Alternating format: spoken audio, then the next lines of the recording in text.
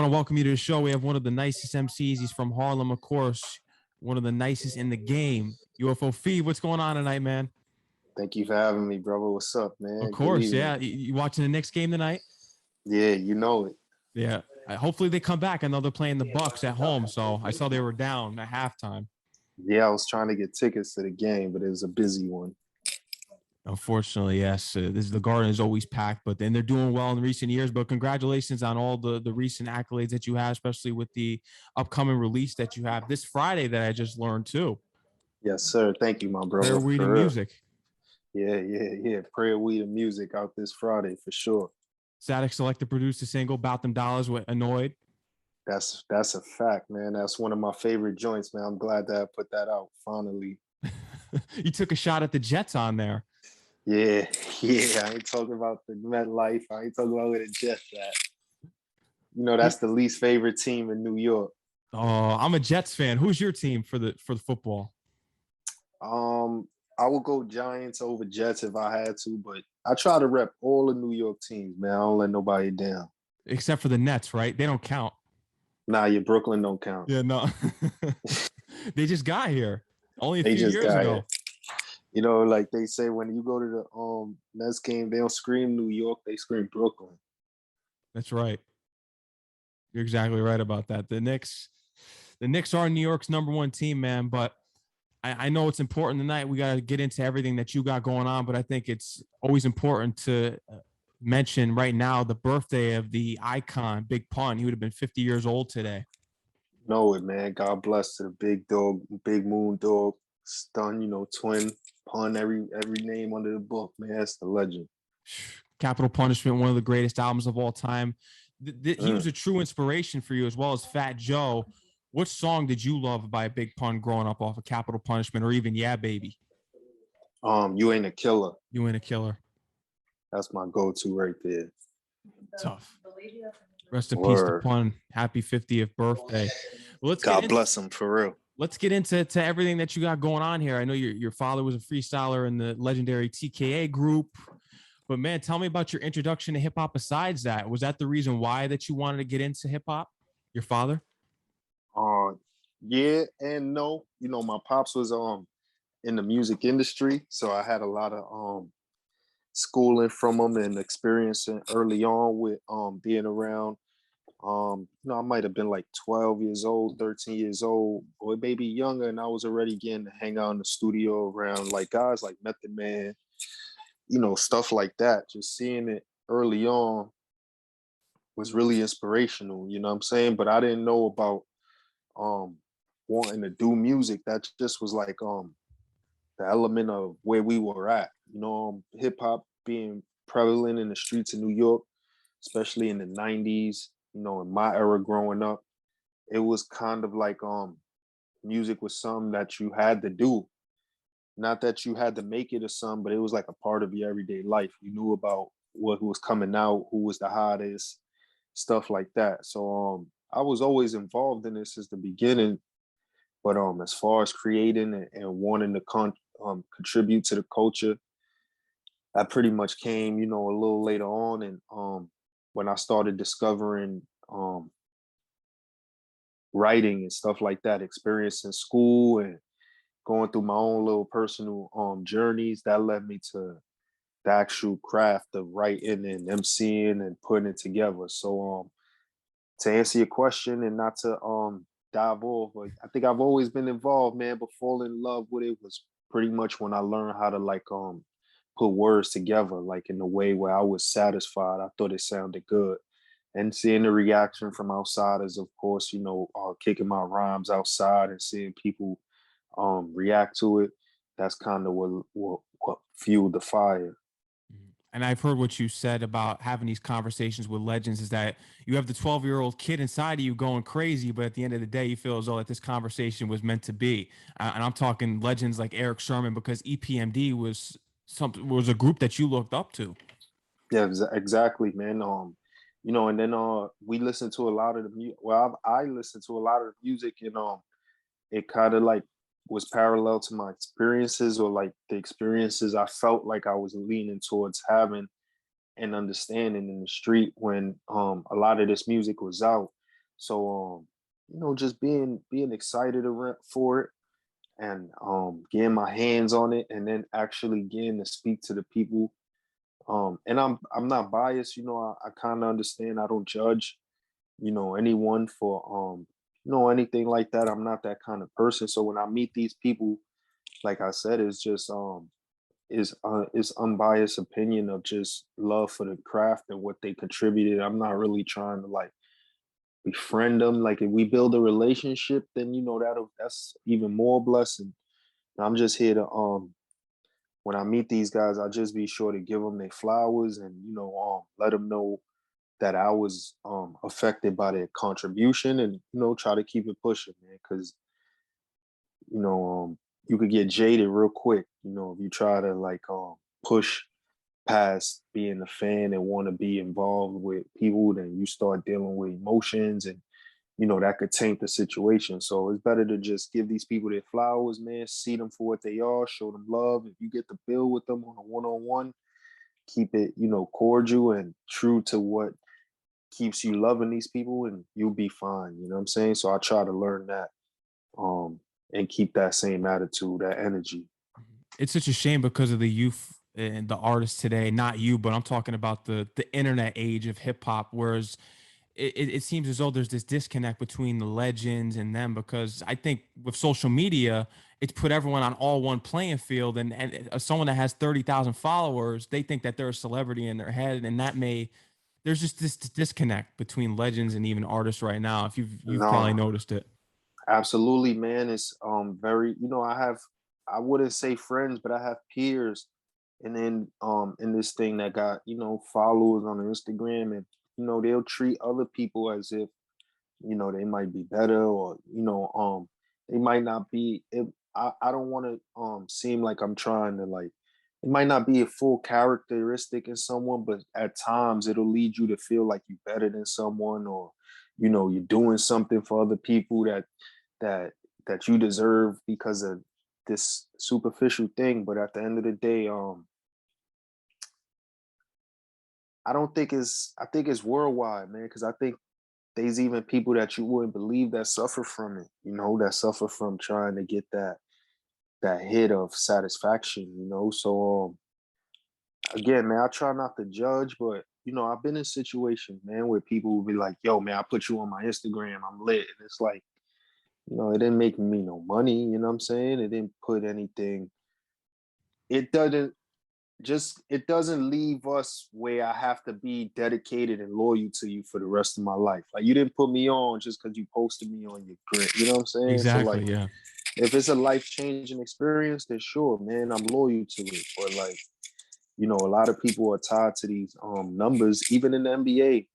We got Daryl Morey, we got these teams that are based on analytics and waste their time on trying to find the right mesh or nucleus of guys or draft. They just want to shoot 50% from the three, you know what I'm saying? And win the game because it's a numbers game. But which kind of took us away from the basketball we grew up loving, which was like just hard work in basketball, grown men just having to work because the Knicks team we grew up on 96, 95, 97, these guys weren't the best. You know what I'm saying? None of them is on the 75 greatest players. None, a lot of them didn't make the Hall of Fame. So it's like Greg Anthony, John Starks. Anthony You Mason, got Anthony Mason. You Oakley. got Charles Smith, Oakley, Pat. And it's like these guys were just hustling. So even the teams that moved up with Carmelo and Amari, it was like that's like hard working teams, you know what I'm saying? And like even the little bit of success they had, it felt like, yeah, because we working so hard for it, you know what I'm saying? Like Melo got to score 61 and get a win, you know what I'm saying? For us to be like, yeah. So it kind of coincides with my career, like a true New Yorker, man. I'm always um grinding it out and struggling, and I'm very down to earth. I don't let none of this stuff that I achieve or accomplish, um, get to my head. Because at the end of the day, none of that stuff to my kids, none of that stuff matters. You know what I'm Yes. saying? My daughter don't care about if I was hanging out with You know what I'm saying? If it ain't like Blackpink or something she into us, then she don't care. You know what I'm saying? She don't care if I got $1 million put away. If I ain't show up, then I ain't show up. That's all that matters. You know what I'm saying? So that's really the most important thing to me, man. Somewhere down the line, I chose my path to like realize like, all that other stuff is cool, man. And it does give you a feeling when you are seeing results and people acknowledging you that you don't know. That's always gonna give you a good feeling. But for the most part, it's like it leaves you wanting for that all the time. You know what I'm saying? So I just try to keep my head down, keep working, keep grinding, and hopefully, one day we reap the benefits of all the work that we put in. Shout out to Richard Dean for connecting us. She told me a story actually when we had a conversation about that. She was finding your music through DJ Enough's emails when she was at Hot 97. She told Enough, you got to play this guy's music. And he actually Yeah, knew your uncle. yeah, yep, yeah. So everybody's like, I'm from a small neighborhood, man, and my family's been in the streets for all my life. So somewhere down the line, somewhere is I don't know. I'm gonna be honest. Like I don't know all my family secrets or who knows who. Mhm. So they be stuff I find out. Like Richard Dean said, that's one of the scenarios where like my relatives were pushing for me behind the scenes. I didn't know that I had anyone who knew enough. But so when she told me that, I was thrown back myself because it came full circle from you know, me meeting her and she being familiar with who I was and stuff, and then her sticking around and working with me, and then me reaching back to Enough and us unifying together as a trio, um, without the what's the word I'm looking for, but when the family puts you on, pardon me, but Nepotism. yeah, yeah, that was out the nepotism. Yeah, so I got to get there on my own, and she was there for the whole ride. So we always have like those great. Richard Dean is a great person, man, a great soul. She's been 100%. along for the ride, man, and we always have good laughs because, um, like myself, she's somebody who don't take herself serious. She takes her work serious, but she tends to like also have a life as well. You know what I'm saying? Mhm. And shout out to her. Shout out to her magazine publication. She's actually interviewed if you for it, of course. Go check that out. But man, the Funk Flex freestyle, how was that? Because is that the most nerve wracking freestyle you think there is, especially when you're up there Yeah, in that moment? yeah, I would think so, man. Just because the impact that it's gonna have. For me particularly, I didn't get to prepare like that. No, and that's not an excuse. I'm not saying that to like nothing. I just asked, Joe if I will be. It was like maybe like a Tuesday, and I just Joe had called me, and I was like, "Yo, man, we got to go up to Fun Flex." But in my head, I imagined it like totally different. When I said it, it was like Joe taking me up to Funk Flex and us doing, so when I said it like, yo, you gotta go, we gotta go up to Funk Flex, it rang off like a good idea right away. He was like, oh hell yeah, all right, let me call you back. And then he called me right back, maybe like 15 minutes. I was grocery shopping. I was literally in the shop, right, man, the shopping stop. And he called me back and he was like, yo, we going to Flex tomorrow, 7 o'clock. So I'm like, oh shit, it was early into my relationship with Joe, so I didn't know. Um, I know that was Fat Joe. I know who he is, but I didn't know like, it could happen like that. You know what I'm saying? Like I didn't know if I'd be like, yo, Joe, let's go to Flex. And he'd be like, oh yeah, I'll call you back. And then, yo, tomorrow we're going at 7. So um I had some rhymes. I went and wrote a new rhyme, and I was cramming all night, getting balls off, trying to write a lengthy rhyme with some dope bars, no filler, just straight killer. And I wrote it, man. I wrote an amazing rhyme, bro. I won't even hold you. And when I got up there, I forgot it. Damn. So I just went into my mental database, and I just was saying what was coming to my head, like, you know, or I won't necessarily say off the top, but it was like some stuff that I already had in my mind put together with some stuff that I was working on. So like I was like, all right, I'm gonna just go with what I'm comfortable with.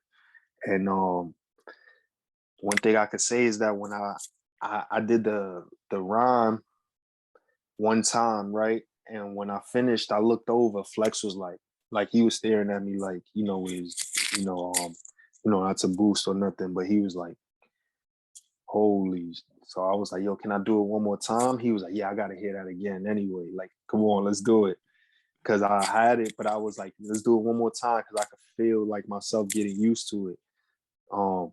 Like, cause we was drinking and stuff. So I was like, dang, I was on the spot. So I'm like, Flex, you mind if I try to get that off one more time? And he was like, and I know Tap Wizard and a few of the guys up there, so they were all behind the board, like, yeah, Fev, like, you killed it, you did your thing, man. So for what I do, yeah, man, I went up there and delivered. And to answer your question, yeah, it's definitely one of the most nerve-wracking freestyles because you want to be on point. It's like playing at the Garden. And that's going to be coming soon too. That's right. 100%. That's a fact. But at least Funk Flex was able to show you that praise in some sort of way, and that you were able to recognize it. Because some MCs that go up there, because we've heard Griselda say that they feel as though that he wasn't showing them the love, and they were really going in on that beat, and it causes kind of controversy for real hip hop fans because they're like, that's his. Flex. I think that's part of the I think that's part of the whole spiel of it is to like, because I think I want, my performance, I didn't spit 1,000 bars. I think my performance, I said what I needed to say. Mm-hmm. I would have loved to get more reaction out of him, but I think that's the way, the love he showed me off air, and like the respect he had for me off air was like, yo, he knew I did my thing, but you're not gonna always get like the sometimes it's not gonna happen. So that's why it makes it kind of nerve-wracking, because you just have to go up there and deliver to your standard, to what you feel is the best of you. And if you get him to do the or even if he just hits you with some, even if he's just there vibing, listening, you got to make sure you go off. It don't matter. It's New York, man. I done been in crowds where it's like you could be dripping sweat, man, down your body. You giving that, you rhyming, and everybody's like, you know what I'm saying? And when you get on stage, as soon as you get on stage or something, everybody's grabbing you like, yo, man, that was amazing. You trying to leave the spot and everybody's stopping you. Let me buy you a drink, man. That was amazing. You like, man, I was up there, look like nobody was enjoying themselves. And then when you get off stage, they New York, the crowd tends to like show you that love. So I've been doing it in New York all my life, man. All my life. Even when I've been out of town, I performed in Atlanta at A3C Fest one time with Griselda at a Combat Jack show. And I won't say I opened up for them, but I was the act right before them. And the mic and all that went out on my set, man. And just like a true New Yorker, I was watching the mic black out for like 3 acts before me. It would go out. And the acts were like handling it to the best of their ability. And I was like, yo, man, if that shit go out on but I didn't even, soon as I went up there, twin, I didn't even talk on the mic. I just grabbed the mic off the thing. I was like, yo, yo, yo. And everybody looked, I threw it down. I seen the DJ had a mic. He was in the middle of the venue. I walked to the DJ booth. I grabbed his mic. I said, yo, I'm from New York.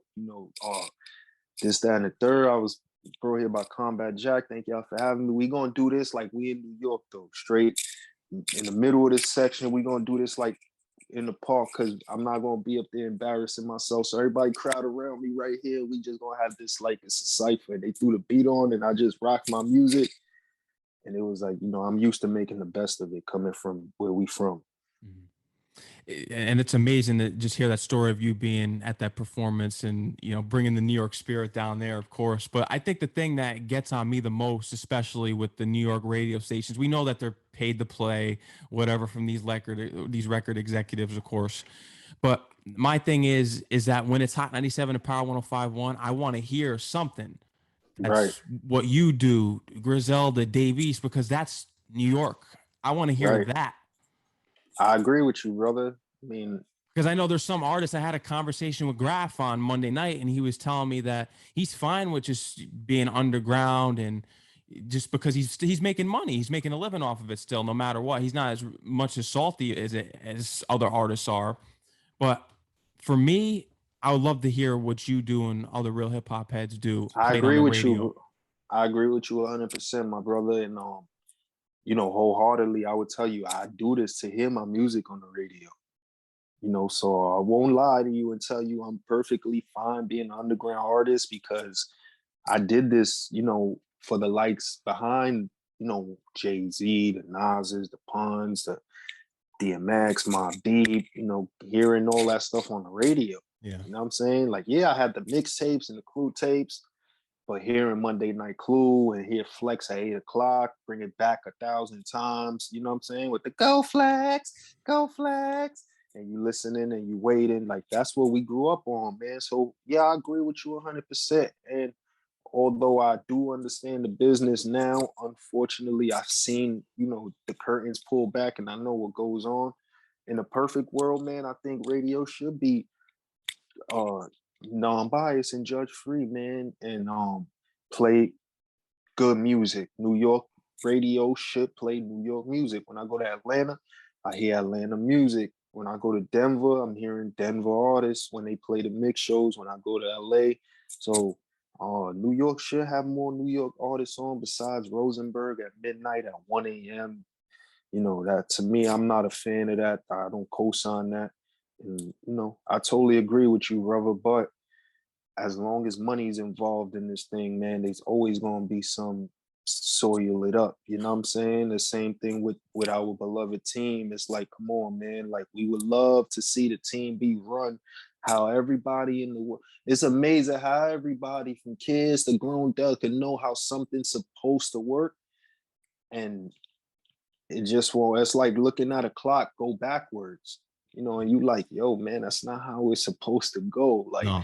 and it's like, but at the end of the day, we just have to, in this world, that's what we deal with. You know what I'm saying? We deal with the unfair, the rich keep getting richer and the poor keep getting poor. So artists like us have to have a fan base like you guys that support us wholeheartedly, that have to deal with the day that we do get on the radio and 1,000 other guys come like, oh, this is amazing. Like, you know what I'm saying? And it's like, finally, my guy got on some shine.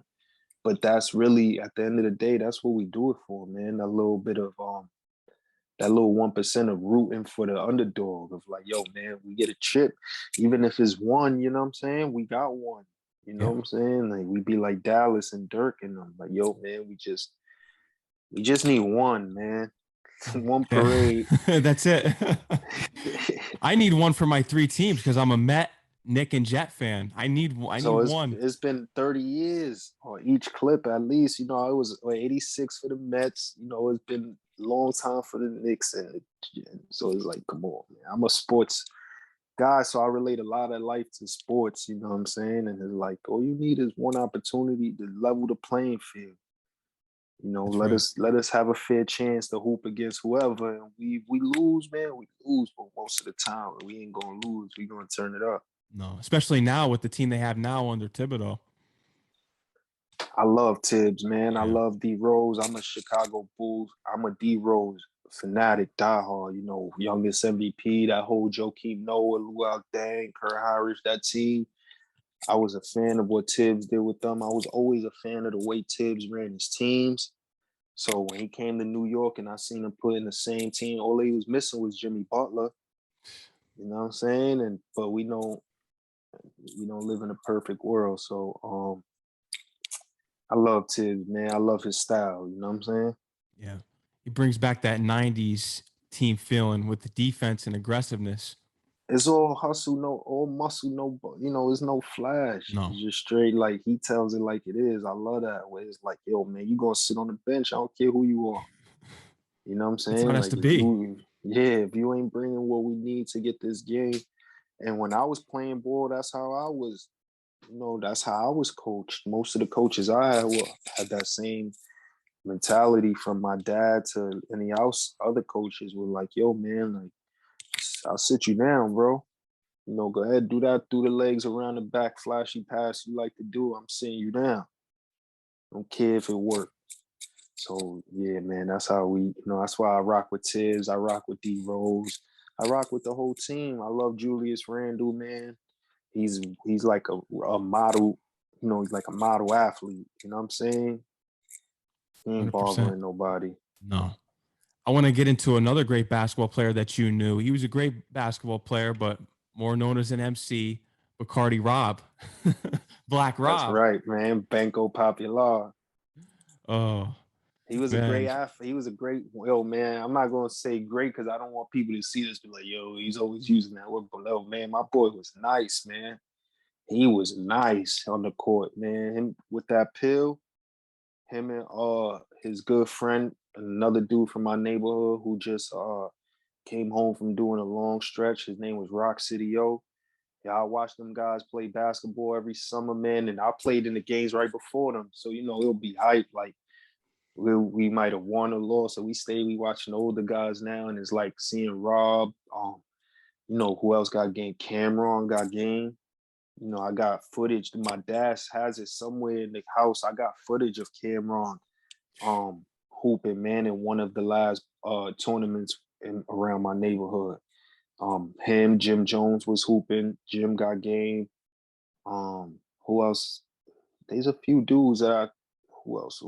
Mace, I've seen hoop live in action. I've seen Mace hoop. He got game in the neighborhood. So yeah, man, watching Black Raw was like, his game was kind of like, if I could compare him, man, I would have to say he was like man, he handled the rock and his passing ability. Like he was a good passer, a scorer, passer, like a Stephon Marbury, that kind of game where like cuff the ball, drive through the middle, dish it off to the man on the side kind of joint, get a quick little reverse layup. That was raw, man, for real. And he's one of the greatest MCs of all time. He gave you your name, Fev, because he said you got the fever out here. Yeah, man, one of the greatest storytellers, and he don't get his praise, man. And he's hit it on the head, twin. He's like, y'all heard you got a little fever out here. I still hear him say it, man. I was blushing like a little schoolgirl, man. I was like, "Hey, that's Rob." I love you, man. So yeah, man, that's one of my fondest memories with Rob, definitely. 100%. UFO, you do believe in aliens, but not the way that it's portrayed on the TV, and it's just knowledge itself. That's where UFO comes from. That's right. Understandably, I think as far as knowledge is everlasting and it puts you in place. Um, I came across knowledge of myself. So, the UFO was pretty much a representation of like the unidentified flowing object. The rapper that people don't really see is a Latino MC and rhyming the way I'm rhyming.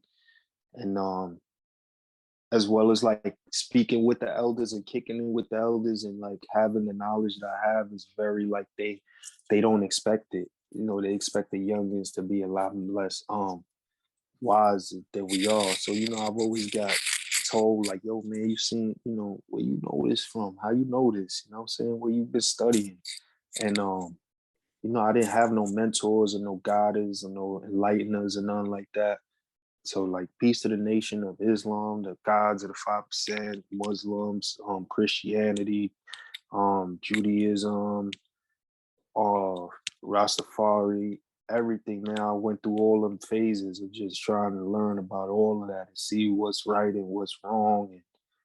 And it just led me to just expanding my vocabulary. And when when I put it into the rhymes, it turns into UFO. That's what we have. UFO That's what we Fev. have. That's what the people like, man, because you're gonna hear some street knowledge. It's like, it's not glorification of nothing. It comes with gems. It's glistening, like the streets, like the concrete is glistening. It got a little bit of gems in there. So I am gonna talk about some stuff, but you're gonna hear some redemption there. I talk about God, I talk about being positive. So it's always like a lot of stuff in there. A message. Yeah, it's always a message you gotta decompact, even if I'm giving you some of the devil's work, you know what I'm saying? I gotta also let you know that comes what that comes with that. You do that in every project, man, especially the Most High, and then the one that you got dropping Friday. Oh, the God Nas speaks. Yeah, Can that's you give my us a little yo. preview of what this is going to be? Is this Nas speaking about you? I want to say he's speaking about me, but he's speaking about my people more or less, but it's a representation of who I am. What he's saying in the speech, uh, it's crazy. I don't know what made me catch the speech. I was just hanging out with Joe and he was talking. And I was like, when I see Nas come to the podium, he said he didn't know what to say. So I was like, oh man, this is gonna be crazy. And pretty much he starts it off by saying what the speech is him saying like the drum. You'll hear it on Friday for yourself, but he's saying like the drums. It started in Africa, then traveled through Puerto Rico, then came here to the mainland and created what we know as hip hop. And it's just that little light of that drum, that little light that spread from there to there is just a speck of what we've contributed to the world as Latinos and Black people, you know what I'm saying? And as New Yorkers. And that's pretty much the speech. And then we go into some heat right after that. But it's pretty much him breaking down because there's a big misconception that there's a misconception between the connection of Latinos Mm-hmm. and the hip hop culture itself. You know what I'm saying? A lot of people tend to leave us out or think we're not a part of it from the beginning. You know what I'm saying? And just want to make it like it's strictly a Black thing. And although it is a Black culture, it was built on the blood of Latinos and Black people and Italians and everybody else that was in the Bronx and in these ghettos of Brooklyn and Manhattan and was doing these things at the house parties because it didn't travel downtown at first. It was with us. So being a true New Yorker and being from Jefferson Projects, living in Johnson Projects, living in Castle Hill Projects, my dad living in Stanley Isaacs, having family and from Stapleton all the way to, all kind of projects and there's different people in all of them. I've seen Asian people living in the projects over here in Queens. There's Asian people living in the projects. You know what I'm saying? So um pretty much to concise it all and put it in one thing is pretty much for me it was like that constant conversation of Latinos and hip hop and Pun being respected and Joe being disrespected, you know what I'm saying? And like it's a constant conversation. And to hear Nas address it was like, well, if I could shout it out all I want and it could be like a disgruntled Puerto Rican MC or whatever, but what like Nas saying it is like, hello, you know what I'm saying? God, The the God God Nas. Nas speaks. You know what I'm saying? So I got more of it, but that part I wanted to use for this specific project to address that situation. And especially with the song that comes right after it, I'm kicking that, I'm pouring out pain on it. So I wanted to give it like that. Yeah, here it go. It's gonna be a movie. Yeah, it's gonna be dope, man. I can't wait. Cause although the first song is titled Bad Female, it don't got nothing to do with a female. It's just that was the name of the beat. And it has like a jazzy sample. So it sounds like you on a date with you on the hardest date, like you and your female just came through from Miami moving some stuff from the plug and y'all home free and you got on your Hawaiian shirt and she got on her white Griselda Blanco dress and she spoke of her long Virginia Slim.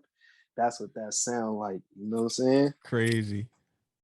I'm looking Yep. forward to it because anytime I listen to one of your projects, man, I know I'm in for a treat because it's dope lyricism. Thank you, brother. I truly appreciate that, man. I try to keep them concise like that. Yeah, but that's what you do as an MC. That's what we got to do. Keep going with the real hip hop. That's right.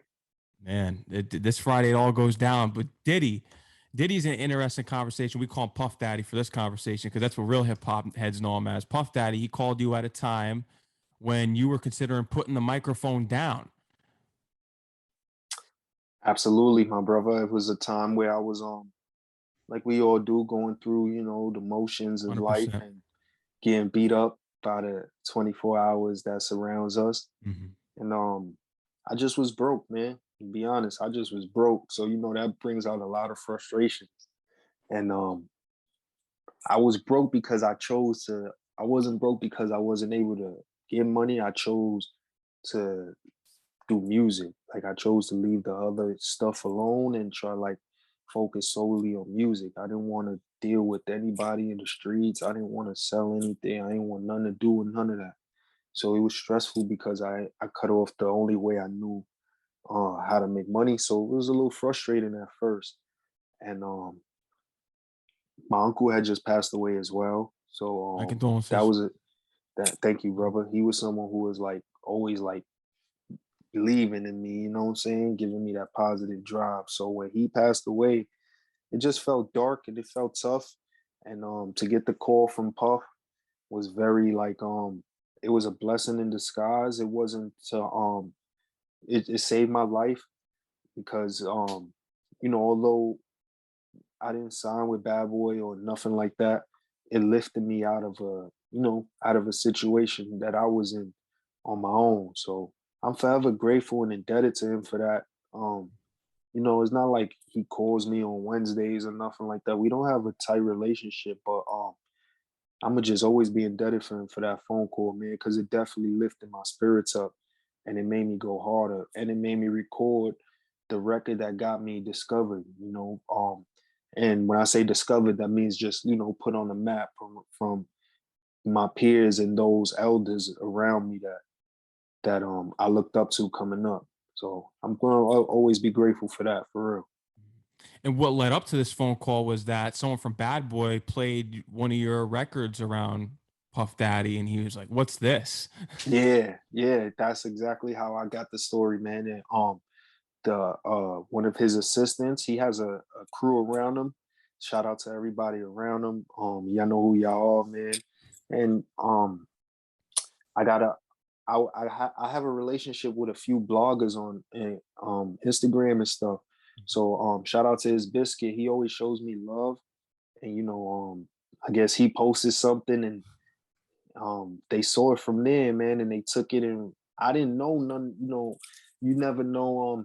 Sometimes you might see a video has 1,000 plays and it feels like, damn, only 1,000 people watch this interview or 500 people, but you don't know who those people are. It could be George Clooney watched it 500 times. You know what I'm saying? Or Halle Berry. You have no You never idea, know. yeah, of who it is that's consuming the content we putting out there. I had no idea about that stuff. You know what I'm saying? So they were listening. I had just put out a project called Taxes around this time. It was an EP. I was trying to do this new method I had with like shorter projects, just stronger music. Like 4 songs, but just 4 hard joints. And they came across that. And he was listening to Taxes, and he told me that Ryan was the name of the gentleman who discovered it. He's also producer and engineer on his own time. So I guess he must have been in the studio getting some inspiration, whatever. And he said Puff walked in the studio and the music was playing and he grabbed his laptop and stuff and he usually walks out. He's on his way out. He stopped. He's like, oh, who's this? You know what I'm saying? Listening to it. And, that's when they explained who I was. And he just always told me, I've spoke to Puff like twice. And he's just always told me he enjoys the music. Like he likes listening to my music because, like you said, it's lyricism for him and they stuff in there for him to pick apart. You know what I'm saying? So that's big for me, man, for real. Huge, just to get that cosign. All the Huge. time. That's Biggie. That's Biggie's man. Yeah. That's right. He did the whole thing with Mary J. Blige, Jodeci. I'm from the class of Biggie, man. Listen, the same thing. Like, yo, bro, like Dipset versus the Locks. I'm going with the Locks only because that's big. Those is Biggie's boys. I'm that guy. You know what I'm saying? Black Rob was one of Biggie's boys. Like, Yeah. you know what I'm saying? I was down with Rob. Like, that's one of Biggie's, even Joe. I'm around Joe all the time. It's one of Biggie's boys right there. So everybody that came up on the Biggie, I got like a different kind of like, it's kind of like, yo, man, you came up on the greatest. Like Mike, man, like you was with Mike. Yeah. We all show love, Luke Longley. We all go show Luke Longley some love. You know what I'm saying? uh, what's insane is that which people can also consider the greatest rapper is Tupac's from Harlem. East Harlem. He got roots in East Harlem. His mom, that's another conversation between to go deeper, for some people to know the history of the Young Lords and the Black Panthers and them teaming up on, the sanitation strike back in the back then in the 50s when East Harlem was getting bad, and Tupac's mom's getting into some stuff with the police back then, and 110 in Lexington, the Young Lords involved. Even Geraldo Rivera, a lot of people don't know, you know what I'm saying? Geraldo Rivera, the guy who cleaned up his act and tells people they shouldn't be wearing hoodies, he's from the East Side, and he was a young lord and he was fighting police and doing all that. So it's kind of like embedded in the neighborhood. Now, I'm not going to take credit for Tupac and say he's a Harlemite, but he definitely, definitely had roots and stuff growing up in Spanish Harlem, and they moved through. I think Spanish Harlem is very influential in the New York, just the whole sphere of like New York City, as far as everything, from old times, from when the Italians migrated up to make it, pleasant and all that stuff, to when just the Puerto Ricans coming in the 50s. It's just very, very, very, very is one of them neighborhoods in New York that's like, it's one of the veins. It's one of the main veins. You know what I'm saying? Another important phone call. It's always a phone call. DMX calling you from jail. Oh man, Telling you got it, dog. You it, dog. Yeah. Shout out to my man, One Shot Deal, man. He had just, One Shot was kind of akin to who I am to Joe, but to X. He was someone that X had discovered. He's also from East Harlem. He's one of my good friends. He was a great one of the best basketball players coming up too. And he just was always with X. And one time on my birthday, man, they called me.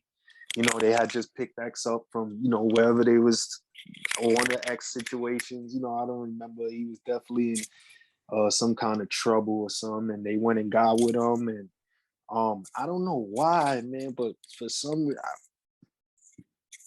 I think One Shot was just calling me to say happy birthday.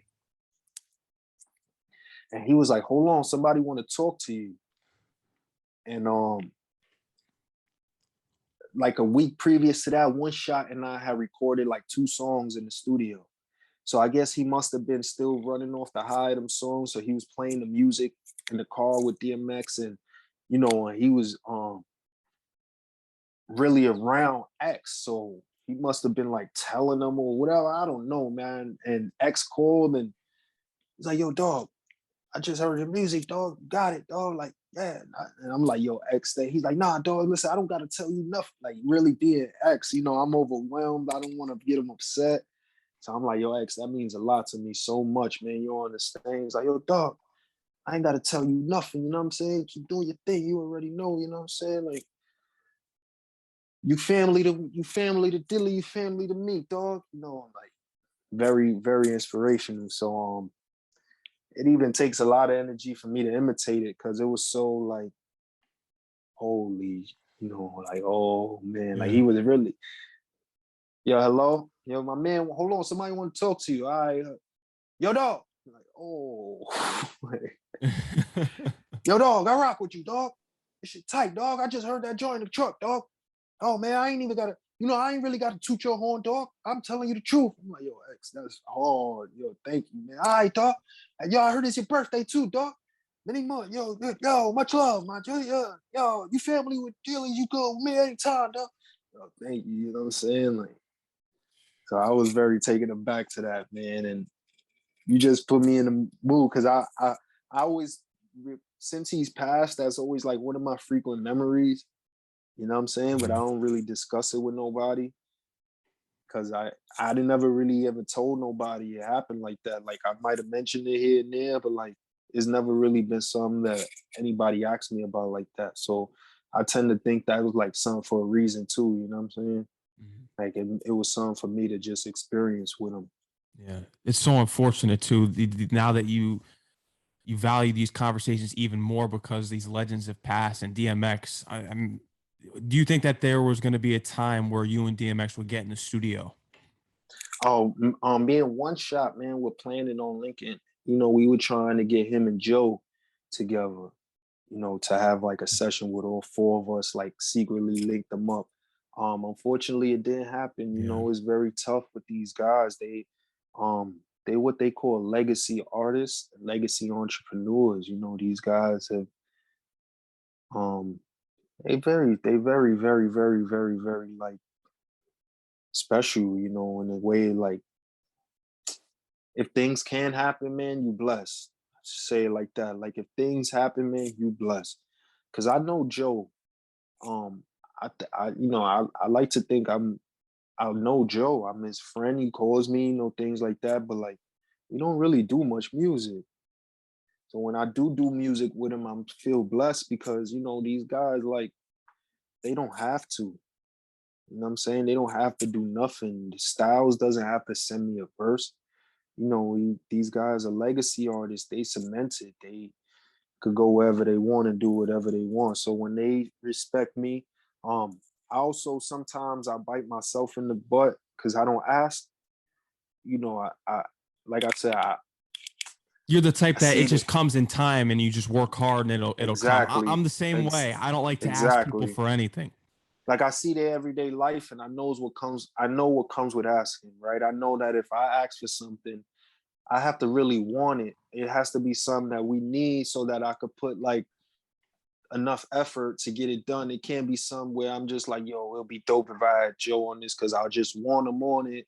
And then I'm asking 40 times, you know, and I'm becoming a little pain in the butt as opposed to like just doing me, working hard, letting them see you work hard, and then them wanting to get on your stuff or wanting to do something with you because they know you're not wasting nobody's time, you Yeah. know. So that's pretty much where I keep it. And even like one guy, Ghostface. You know, I speak to Ghostface on the phone. I'm not gonna say we best friends, but like he responds to my texts. I put him, connected him to money and stuff like that with other people, and it's just like again, not saying that I'm anybody important, but it's like I'm not gonna ask Ghostface for a verse. You know what I'm Yeah. saying? Like not now, not in my heart. I would love to. I got mad songs I could throw him on, but it's like you know the time when the timing is right, when I could it's the same thing when I asked Styles, it was just perfect, you know, because I was seeing Styles in a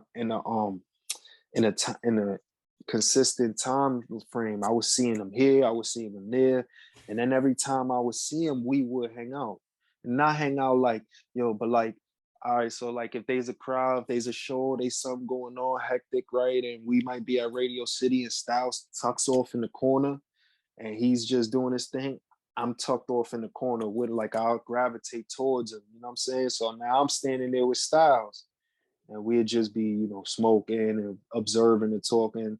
And it happened like that like 2 or 3 times. So after the third time, we're like, he gave me his number and stuff, and I was like, um, I also had terminology to throw in the mix, you know, somebody to bring down with me where it wasn't like you know, I wasn't by myself. It just felt right. It was perfect. Like, yo, I got to join with terminology, you know, and I know Styles and Term and Static and all of them have their own relationship. So it was perfect. But yeah, man, that's kind of how I am, even with when I'm working this Ghostface situation. Is like, yo, when the timing is right, I'll build enough courage to ask. Legendary albums. I'm sure that you're a fan of Iron Man, Supreme Clientele. Come on, man. Come on, man. I got Classic. my Supreme Clientele shirt right there, man. I Oh, still haven't worn it. It's Mighty like Healthy. mighty healthy. Come on, Malcolm. man. Christini. All one. You know One. what I'm saying? So Apollo it's like Kids. Apollo kids. You know, all the Ghostface. All that I got is you. Everything, man. Or Ghostface. He's one of my top. And we watched the game where Kevin Durant hit the 3-pointer. Mm-hmm. We watched that game together. I Wow. watched that game where it was me, Ghostface, uh, Fat Joe, Q-Tip, and ASAP Ferg. We was watching that Brooklyn Nets game together, bro. And Katie's foot was right on the line. Hey, yo, you know what's crazy is the crowd, you know, Joe and them is all sitting right, and me and Ghostface are maybe like 4 feet separated from them, watching the same game. And Ghostface is like, yo, God, you think you could tell me the score? You know, I can't see that well. I'm like, yeah, this is I'm like geeking out, like, yo, Ghostface is 89, 84. You know what I'm saying? Like, yeah, that was one of a good night for me. Speaking about the Nets, it was about 2 weeks before that you actually heard Kyrie Irving say that he was going to sign with the Nets. That's a fact, bro. I was there. We was trying to get you know, Joe was trying to get him to come to the Knicks, man, and he wasn't hearing it. You know, I'm not going to talk for him or say the things that I was privy to hear, but he was set on where he was going to. So I was like, you know, I came back to the neighborhood telling everybody, like, yo, he going to the Nets. Everybody like, yeah, right. I'm like, all right, man. He seemed like he's sure he know where he going. You know what I'm saying? Like, he didn't want to deal with certain things. So he felt like starting a new culture, which we now know as Kevin Durant come in and, you know, all that stuff. I didn't know, he didn't say none of that. You know, he knew what he was doing. Like, nah, I got some big, you know, and he is now, you know, Mr. Unvaccinated. Yeah. You know He's not even playing. I don't even think he wants to play basketball. There's always an excuse. Remember when he went MIA last season? Yeah, man. He just never wants to play. He's always fighting he fought his way out of the Cavs. And then he did the same thing on the Celtics. Now he's on the Nets. His heart isn't in it. He's one of the greatest basketball players ever, he's period. Just speaking we must have been with him like 4 hours. That's what I got. And just hearing him talk, he's very articulate. You know what I'm saying? He's very, I think he's his own man too. A lot of us tend to forget that like these athletes are like, they make the decisions, bro, around them for everybody. You know what I'm saying? Like, they're the breadwinners. So, you know, he has his heart set on what he wants to do. And that seems like the kind of guy he is, and overall, you know, he doesn't let anything stop him. Mm-hmm. I respect him at least because at least he's admitting that he's unvaccinated and that's his decision. Whereas Rodgers is saying, I'm vaccinated, and he's going to lie about it. Oh, he said, I'm immunized, right? Yeah. Immunized, whatever he says, like, all right. Like, you know, that kind of show you at the end of the day why Kyrie is how he is. It does. Where's the big backlash for that at? Exactly. You know what I'm saying? There's a lot of things. There's a lot of yellow tape that gets cut sometimes, and it's like you see it, you be like, yo, man, like, why I can't get that? Yeah, you're exactly right. Why I can't get that same treatment? So, I mean, we all have different journeys, man. You got to do what you got to do, you know. An important journey in your life is meeting Fat Joe. We mentioned him a bunch of times tonight, more specifically you. You met him in a cold night, I think, in November at Up NYC, the sneaker store. You go in there. He's a nice guy. He's been on my show, of course, Fat Joe. He's one of the nicest, most down-to-earth people in this business. And he was like, no cameras. Absolutely, bro. Absolutely, no cameras. He didn't want no pictures. And pardon me, let me plug this in. He didn't want no pictures because he wasn't sure if he was gonna rock with me, he said. So I was like, damn, you know, and I brought my camera guy. When else do we get a chance like this, you know? And I have the actual picture of that day. Like the picture he told us don't take, I have it. Oh. So, you know, that's sort of the camera roll. Is one of those pictures that's like, sheesh, man. Look at it I have it in my camera roll. I look at it all the time. Like, damn, this was the day. Man. And he gave you that cosign. The picture, you heard and he was like, yo. No photos, man. I'm not sure if I'm gonna rock with y'all like that or nothing, you know what I'm saying? So I don't really need y'all taking no photos. So I was like, that's cool, Joe. We apologize, you know what I'm saying? Yeah. And but he ended up rocking with you. he ended up loving us. He loved us from the moment he met us. It's just, he's Joe Crack. He don't want to Yeah. be, Mr. Softy, especially to some people we never met. But, he tells me that all the time. The moment he met us, he knew what it was. Yeah. Signed some distribution deals. Made 2 songs with him. Fentanyl Flow is crazy.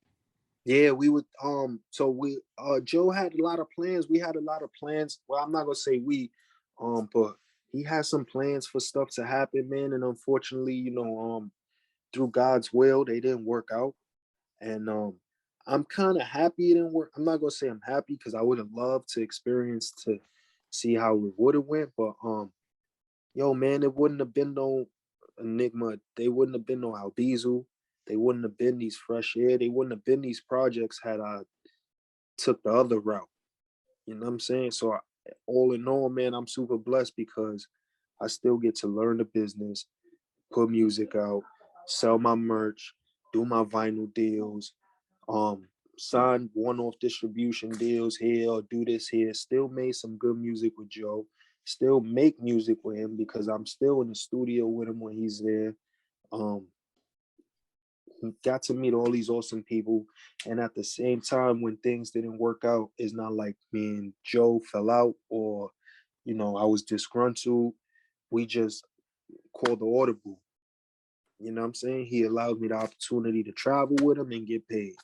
So it's like, instead of me being your artist, instead of being my artist fee, why don't you come on the road and get money with me and learn the business? You know what I'm saying? And when you on to the next one, you on to the next one. But at this time right now, this is how we rocking. And that's how I was like, that's why I got love for him because the day we had the conversation, I was already not happy with like being under the not being in control. The label situations, turning in projects, waiting for the songs to drop. Like them songs, Fentanyl Flow and Rafe and nightclubs and all the stuff we did that was supposed to be like big, it was very time consuming, man, and very energy. It took a lot of energy to wait a year, for the song and then try to get the feature right. And, it's like, man. So having those experiences got to teach me what I did and what I didn't want to go through. You know what I'm saying? And then being blessed to have Joe at this age where his ego is not like roaring and that he's able to look at me as a man and in my own and be like, yo, I think I could help you better, over here doing this as opposed to trying to do this because the game's not the same. You know what I'm saying? It's a different game. And we doing the music I make, I'm not really trying to switch it up. You know what I'm saying? Like I make music for all kind of people, but I'm not really trying to sit down and rack my head around catering to mainstream. You know what I'm saying? And that's the thing about this industry now. I've had so many conversations with artists, and when they do get meetings at these labels, and even if they sign a label, they'll tell you one thing, oh, we want you to do what you do. And then all of a sudden you put your pen and paper to the contract, and all of a sudden, no, you got to start sounding like this. Yeah, because it's a business, So I mean, it's like if I see you selling jerseys and hats on the side of the street and you're selling 30 jerseys a week, and I'm like, yo, I'm gonna help you out, man. I'm gonna put some money in. You can't sell 30 jerseys no more. You know what I'm saying? We got to try to step it up to at least 60 to 90 to recoup for the money we just put into this.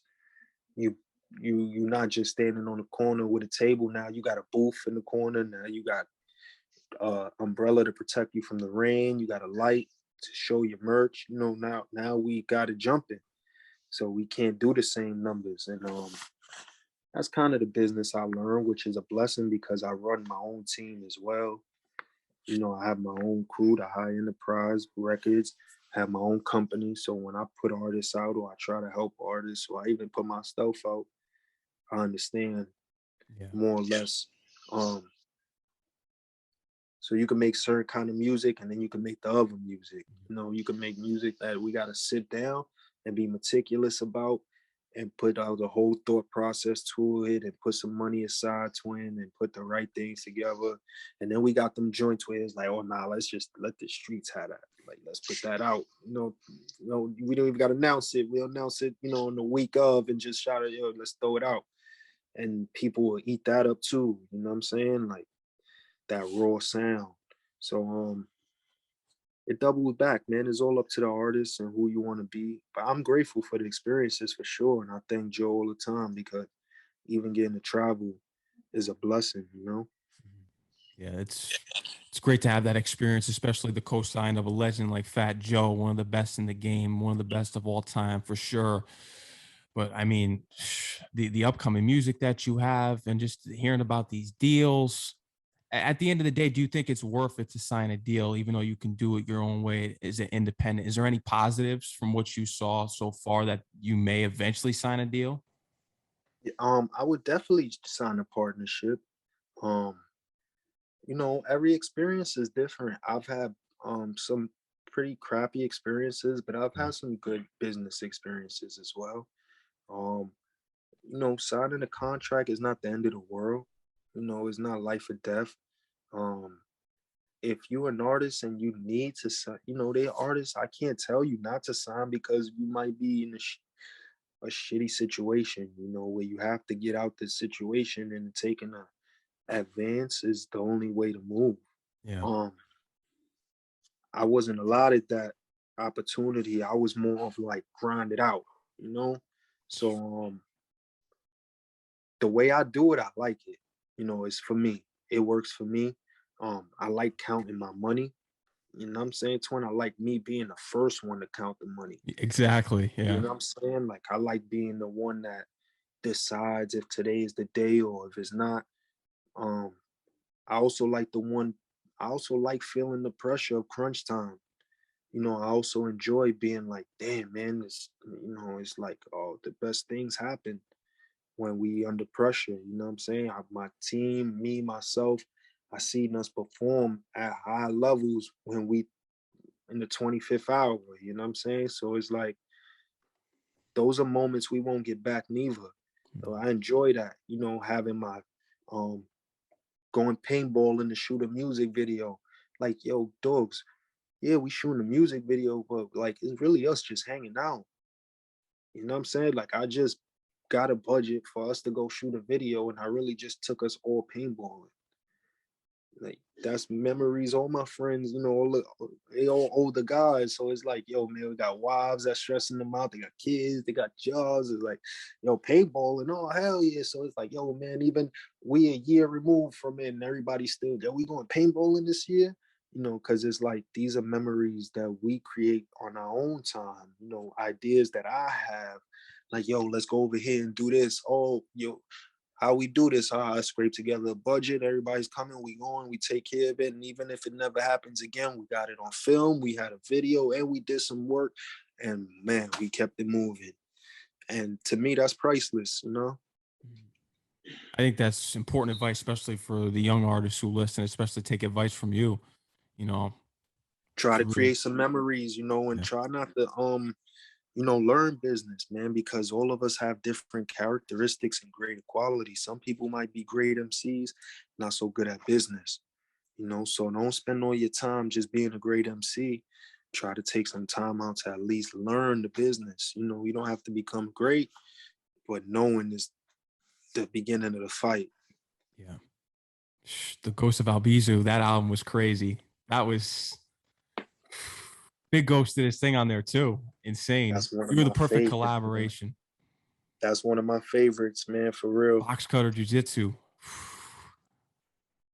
Insane. Even the song titles are amazing, man. Yeah. I know you keep the producer titles when they send them to you. Yeah, I don't like to change it, so because it's their vibe, and it helps me write because I Mhm. kind of get to understand what they were. You know what I'm saying? So like with a song like Box Cutter Jiu-Jitsu, as soon as I read the title and then I hear the bang, bang, bang, I'm like, oh yeah, this is like a knife fight. You know what I'm saying? Like, we gotta come at it Shaolin. exactly. Twin, we gotta come at it swinging them swords. So, um, Shout out to the big ghost, man, wherever he is right now. If you're watching this, man, thank you again for allowing me the opportunity to hop on your production and do a project like The Ghost of Albizu, and also put on for someone like Pedro Albizu Campos, who, you know, gets overlooked in history, and especially as a revolutionary, you know. And I'm very proud of that project because we introduced a lot of people to Albizu Campos, you know, and we also make some dope music. So it's like a double-edged sword for me. Mhm. That's the thing that you always get. You get art from what you do. I know that I'm starting to apply Graph's message. I know he just had his newest album with DJ Shay. Stop Yep. calling art content, because what you do isn't content, it's art. It's an art form. That's a great perspective, man. For real. Because you know, we just linked up. I got a project coming out with Jay Hart.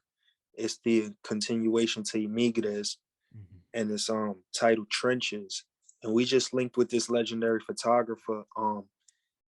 He's most known for his National Geographic cover, 1990, growing up in East Harlem. So like he's like, if you Google any East Harlem pictures, it's him. You know, before I knew him, when I was trying to find like East Harlem pictures for covers or albums, it would always be him. So full circle comes around, I get to meet him and I bring him back to East Harlem, and we do a photo shoot over this weekend, and it's pretty much like his National Geographic 2021 version. And he's so proud. You know what I'm saying? He's so proud to have shot. He says usually he has to shoot people of color in like lesser situations, not in a proud light. You know what I'm saying? So I say that to say it's the same thing with The Ghost of Albizu, man. It was like shining the light on something that people buried. You know what I'm saying, twin? Like Mhm. just always trying to keep it positive, twin, to keep the knowledge there and the content. You know what I'm saying? Keep it educative as well as street orientated. Street knowledge, you know, like NWA says, Yeah. that street knowledge. Oh, classic. Straight out of Compton. Straight out of Compton, straight out of, you know, like Albizu would say, straight out of Puerto Rico, you know, straight out of the island, straight out of the hoods, or like it's amazing how it all coincides with each other. The struggle don't stop, man. It don't matter the color, the age, the creed. It's like you just pick your struggle, twin, is there. You know what I'm saying? Whichever fight you want to be a part of, pick one, but we all gotta fight though. Yeah. Flow Thugs and Harmony. Low Thug. Crazy. Yeah, I That song can't was wait to hear. insane. The new Jay Hart project is amazing, you know, man. It's shout out to Jay Hart. Mhm. Flow Thugs is that was my like dedication to CNN and like Nori. That night we recorded that, I was hanging out with Nori. So I wanted to make like a song that like I heard Nori on. And we had sent it to him and stuff, and we didn't get the verse back. You know, we couldn't get him to lay the verse in time, but like I laid it like with him in mind. So it had like that Max B, that old CNN, that old Queens The War Report. music, that Nas, that music makes the thugs calm down.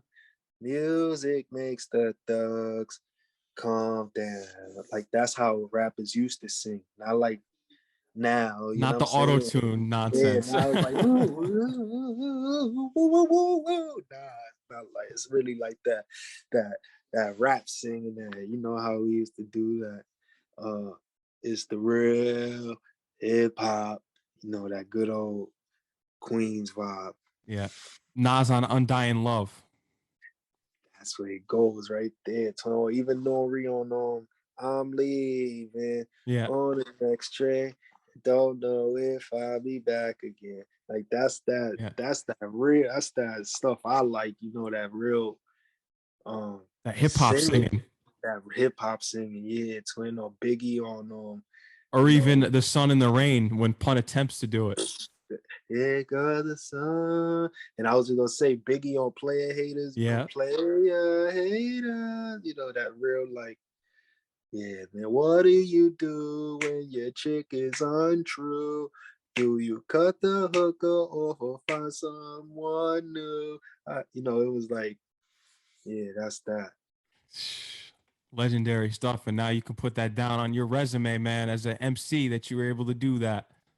Thank you, my brother. Thank you so much, man. I'm glad everybody that that song is um like critically acclaimed. Like every time somebody like bigs me up, they always say that song, and I'm like, damn, I thought it went over a lot of people's heads. You know what I'm saying?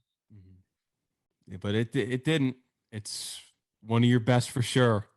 Thank you, my brother. That Yeah. means so much, man. Thank you for real, for real. About them dollars. You and Annoyed, because I had Annoyed on my show last year and I'm from Connecticut and he's one of the MCs holding down Connecticut. You guys made a good pairing on that track. Yep. Yeah, man. Shout out to Static. Annoyed was kind enough to put me on his album with Static. He's a joint with me, Annoyed in Terminology, called Kilos.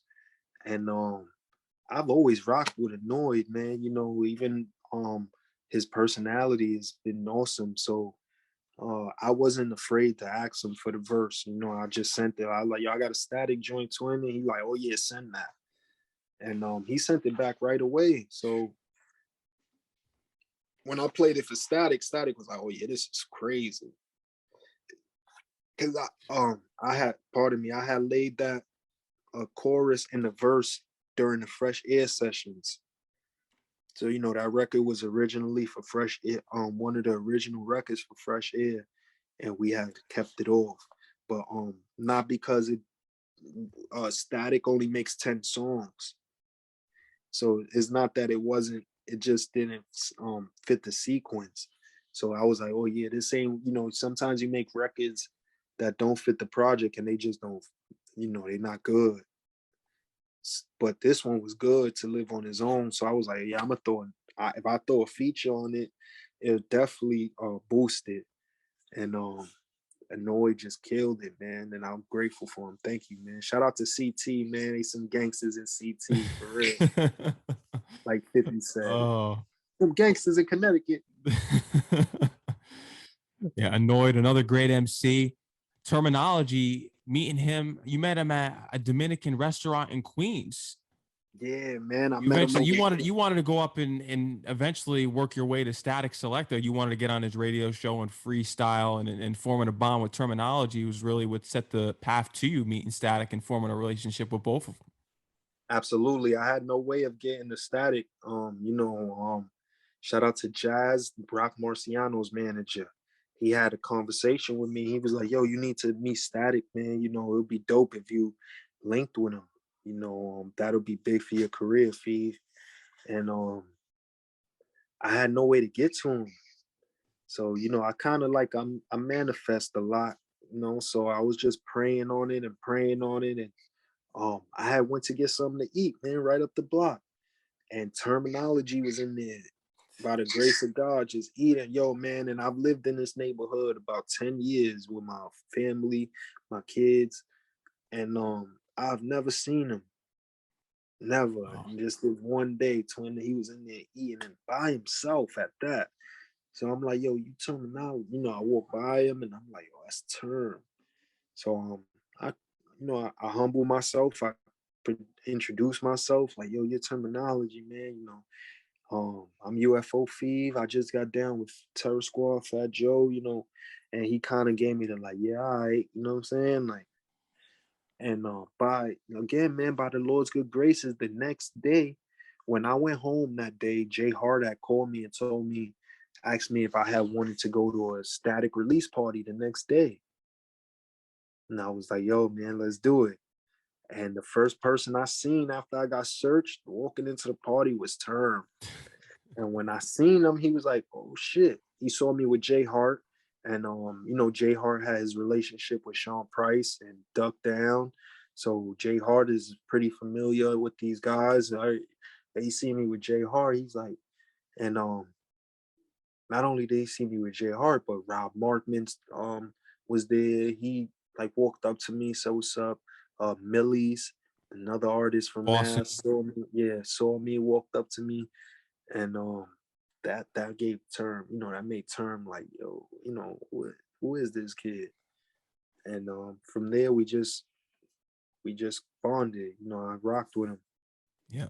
Eventually got to do a full project with Static. The only rapper that got a project with Static and Term. You know Yeah. what I'm saying? The only rapper walking this earth that got a project produced by Static and Term. So Fresh air. Term wanted, Term had I started working with Term before. Like Term had he told me he made beats. I didn't believe him. He was like, yeah, I made some beats. And then he started showing me the songs he produced. And I'm like, oh man, like, send me, let me get some stuff, man. So like the first 3 joints he gave me, I laid them and he was like, yo, we should do a project together. So I was like, oh yeah, automatic. I didn't have nothing going on, I was like, oh yeah, absolutely. And as I started working on that, Static would see us working. So and that's what led to Static being like, Term being like, yo, you need to hit Fev, you know what I'm saying? And that's what led to me working with Static.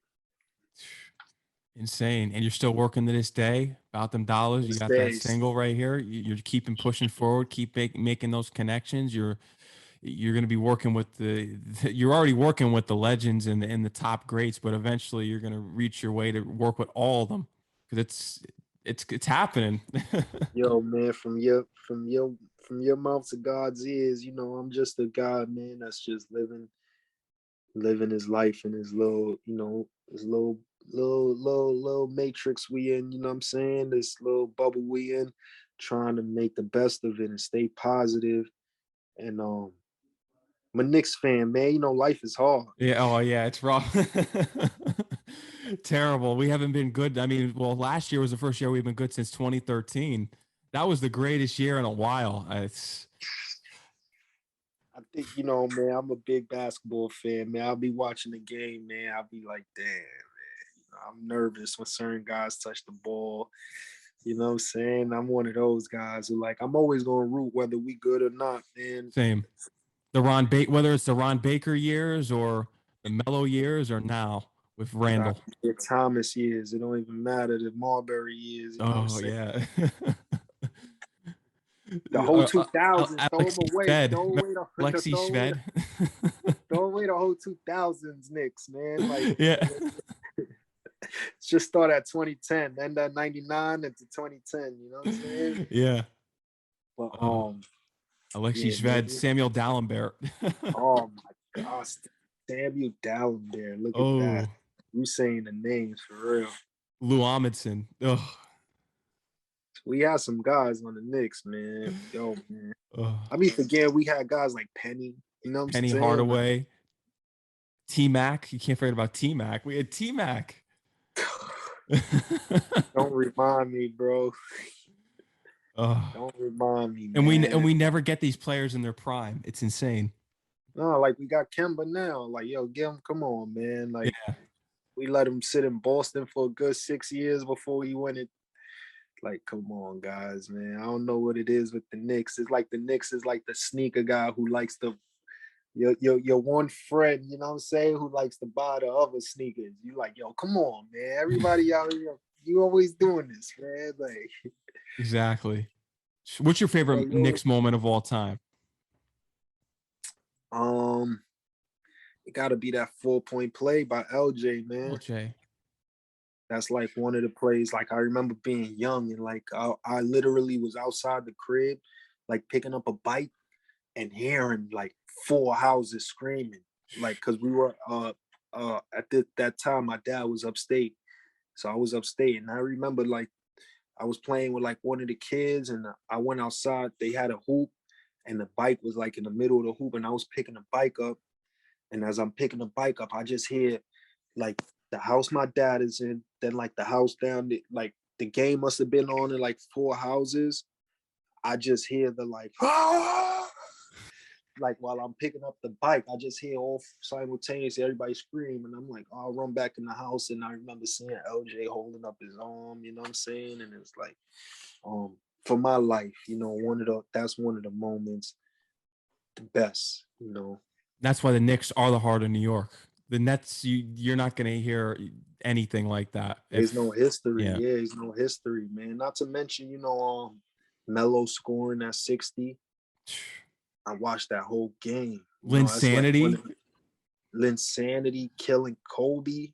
You know what I'm saying? That's one of them things where it's like, yo, man, he had Derek Fisher on skates the whole game. You know what I'm saying? Like, the Insanity moment was amazing. When we got Amari, and when him and was it when Melo came, him and Amari took that picture. There was three of them. Who was up there? It was Melo, Amari, and damn, I forgot who was on the front of Daily News. But I remember that day too, man. That was big. I remember the city was lit that day. We thought we was winning it when Melo came. And we got close in 2013. We didn't make it past the second round, but I thought that was our year. The way Somebody we were told heading. your man want to go punch glass in the locker room. You know what I'm saying? Like, go ahead, genius. You know what I'm saying? Go punch. Bruce Lee said, "Don't hit the boards. Don't hit back." You know what I'm saying? Like, go ahead, man. You want to go throw it away by punching the glass and shit. We had that one, man. The God Nas speaks. J. Cole once said that, as we can recall, his favorite one of his more interesting verses in which he said Tupac was Jesus and Nas wrote the Bible. What is your Bible in your discography? Great question, man.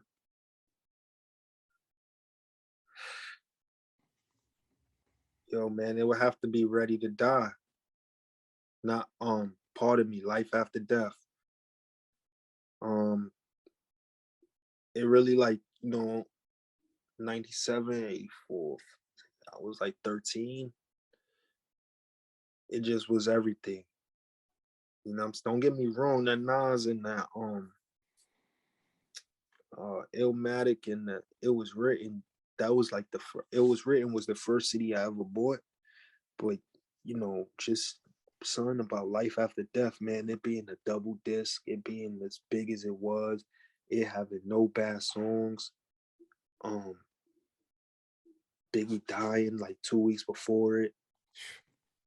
You know what I'm saying? Was like, I would definitely say it taught me how to talk. The 10 crack commandments taught me about street stuff. It taught me about loyalty. You're nobody till somebody kill. It was just like a bunch of lessons in there for a young kid. Like, damn, Biggie said that. Biggie said, don't get money with your fam. Money and blood don't mix. It's like Biggie said that. Like, Biggie said more money, more problems. You know what I'm saying? It was like that. Like, you really like abiding by the rules. You know what I'm saying? Mm-hmm. So if there was any Bible, it'll definitely have to be Life After Death, because it's like all them joints was like speaking at the time. Sky's the limit. Sky's the limit, twin. Come on, man. 112, damn. Crazy. When the video came out, you seen the kids, and you was like, oh nah. As a kid, you like, that's amazing, all of them joints, yeah, man. So I would probably have to pick Life After Death, and then that Illmatic right after that, Tough. the Bible and the Quran. Yeah. Crazy. And I'm sure that you're gonna have a Bible for us someday. 100%. Absolutely, man. Absolutely. If you don't have one already, Exactly. That's totally up to the people, man. Because I definitely got Bible out there, basic instructions before leaving Earth. That was one of my daughter was first being born, so that project is strong as far as like, with messages and concepts. So it's up to the people, man. The people, I sometimes I think people are not gonna like something, and they tend to like it more than I expected them to, and they some stuff where I think I want them to like, and it's like, it don't be the things that I expected to hit. So the people always find what they like, and I love it because when you tell me what it is that you like, it allows me to expand on it and gives me the confidence of that thought idea. You know what I'm saying? So it's Mhm. like, yo, when you say something like um more flow thugs and harmony, it's like, yeah, man, it makes me happy because it's like, yeah, I get to expound on that idea. That idea is thriving. So whatever the people like, man, and whether it's the Ghost Out Beazle, Magnum Opus, the Most High, um, from El Barrio and Love, Fresh Air, um, the Frank the Butcher joint, The Thrill, with Frank the Butcher. Mhm. Um, Whatever it is, I'm just grateful, man. Thank you for listening. Thank you for supporting. To you watching this, to you physically, man. You know what I'm saying? Oh man. Matt, thank you for having me too, twin. For real, for real. That shit means a lot to me. Thank you. Yeah, man. Yeah, I want to thank you for coming on the show here. You got the new album dropping Friday. Any info you want to give on the upcoming album, you can give right now. We got to get this out here. This is another step forward here in your discography. Yeah, man. Prayer, weed, and music is pretty much, my Bible, man. Is what the rules I live by. You know, I I scattered the producers around on this one. I didn't go straight one producer. So you got some upcoming guys like Birdo and Frankie P, who's Ferg's producer. We got Static on there. Um, a bunch of dope guys that are like my guys, that I have a real relationship with. Shout out to Wavy the God. Shout out to Get Large and Backpack, of course, home team, man. Shout out to everybody that's on there. I've been getting a lot of requests for a project with various producers, so I was like, I had it in the stash already. So I was like, I got you, I got y'all, you know what I'm saying? Yeah. We're looking forward to it. I'll be staying up till the late night releases on Thursday, and then once it Yeah, hits, my lawyer called me, man. He said he really, my lawyer called my administrator hit me today. He was like, yo, Fev, I think this is gonna be a big one for you. This one's hard, man. When you get on them beats, and then I have a spiritual advisor, man, a guy that's like very spiritual. He hit me up and was like, yo, this feels like a good one. People gonna like this one. So I hope people dig it, man, and get to take it in. big time, big time. UFO Fev, man, I want to thank you for coming on the show here again. It was a pleasure. It was an honor. A Thank great you, Max, discussion too, man. going into all your stories and discography, everything, especially having some conversations about our Knicks. You know how we do, man. I'm looking like I just played for the Knicks right now, man. So I appreciate you having me, man, and all the love you've been showing. And shout out to Richard Dean. Yeah, for setting You us up. know, you need us, we here for you, twin. I appreciate that. I appreciate See it. you Stay soon. safe. Yes, sir. Yes, sir. See you soon. You heard? Yeah. Peace, man.